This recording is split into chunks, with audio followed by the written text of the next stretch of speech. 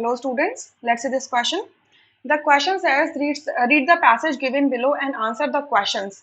The concentration ratio, that is the ratio of the product of concentration of products to that of the reactants is known as concentration quotient. या इसी को हम reaction quotient भी कह देते हैं. ठीक है, कॉन्सेंट्रेशन कोशेंट का ही दूसरा नाम होता है reaction quotient and it is denoted by concentration quotient Q. ठीक है, तो यहाँ पर Q क्या लिखा हुआ है, मान लीजिए कि अगर कोई रिएक्शन है A plus B giving you C plus D, तो किसी भी एक टाइम पे जब आप इसका कॉन्सेंट्रेशन कोशेंट या रिएक्शन कोशेंट Q निकालते हो तो उसको क्या हो जाता है, concentration of product divided by concentration of reactant होता है. अब जितने भी प्रोडक्ट्स है वो मल्टीप्लाई में आएंगे, जितने भी रिएक्टेंट्स है वो मल्टीप्लाई में आ जाएंगे और उनकी स्टोइचियोमेट्रिक पावर में चली जाएगी, स्टोइचियोमेट्रिक कोएफिशिएंट पावर में चली जाएंगी. अब सिंस हम क्योंकि यहाँ पर जो कॉन्सेंट्रेशन के टर्म्स में लिख रहे हैं तो ये क्या कहलाएगा, ये जो रिएक्शन कोशेंट है या कॉन्सेंट्रेशन कोशेंट है इसे हम क्या कहेंगे, क्यूसी कह देंगे. या सिंपल समझ गए ना, क्यूसी कहेंगे. डिनोशन सिर्फ सिंबल का फर्क आ जाता है.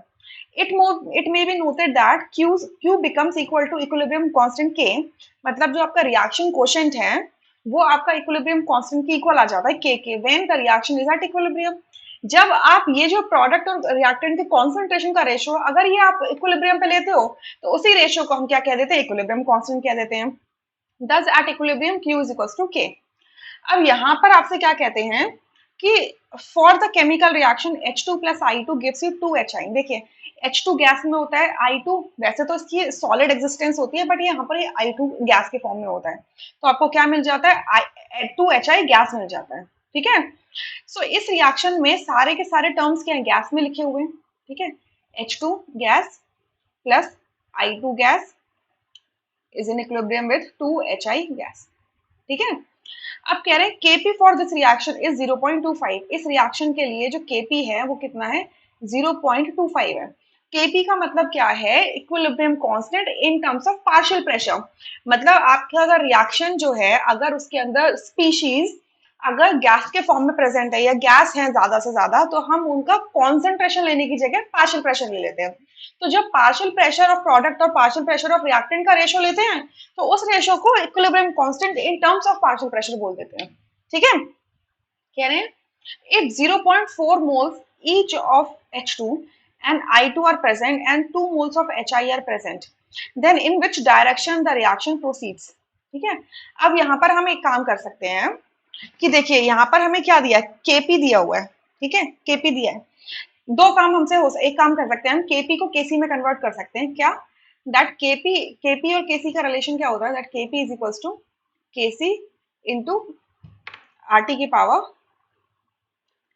डेल्टा Ng होता है. और डेल्टा Ng क्या होता है, Np gas minus Nr gas होता है. ठीक है, अब ऐसा हम क्यों कर रहे हैं, जैसे Kp को Kc में कन्वर्ट कर सकें. उसके बाद हमें जो कॉन्सेंट्रेशंस गिवन है मोल्स में गिवन है ना, तो हम मान रहे हैं कि पूरा रिएक्शन एक कांस्टेंट वॉल्यूम में हो रहा है. तो number of moles divided by volume क्या होती है, मोलारिटी. एंड मोलारिटी ही हम यहाँ पे लेके चलते हैं, मोलर कॉन्सेंट्रेशंस लेके चलते हैं. सो हमें क्या दिया है, वो कॉन्सेंट्रेशन दिया है. तो अगर कॉन्सेंट्रेशन का अगर कॉन्सेंट्रेशन कोफिशिएंट निकालना है, कॉन्सेंट्रेशन कोशेंट निकालना है सॉरी, तो हमें Kc चाहिए होगा रिलेट करने के लिए, क्योंकि हमसे क्वेश्चन क्या पूछा है, in which direction the reaction proceeds. Clear, so delta G की वैल्यू इसके केस में क्या आ जाएगी, आपके प्रोडक्ट साइड में कितने नंबर ऑफ मोल्स है 2 और रिएक्टेंट साइड में कितने नंबर ऑफ मोल्स है, टोटल 2. So 2 minus 2 is 0. तो डेल्टा Ng की वैल्यू क्या है, 0 है. सो RT की पावर 0 क्या होता है, 1 हो जाएगा, समथिंग की पावर 0 इज 1. सो देयरफॉर आपका Kp इज इक्वल्स टू क्या आएगा, Kc आएगा.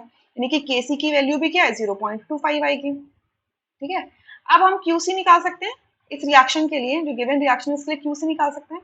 सो Qc क्या होगा, कॉन्सेंट्रेशन ऑफ HI का whole square divided by concentration of H2 multiply concentration of I2. अब HI के जो नंबर ऑफ मोल्स हैं वो कितने हैं, 2 मोल्स हैं.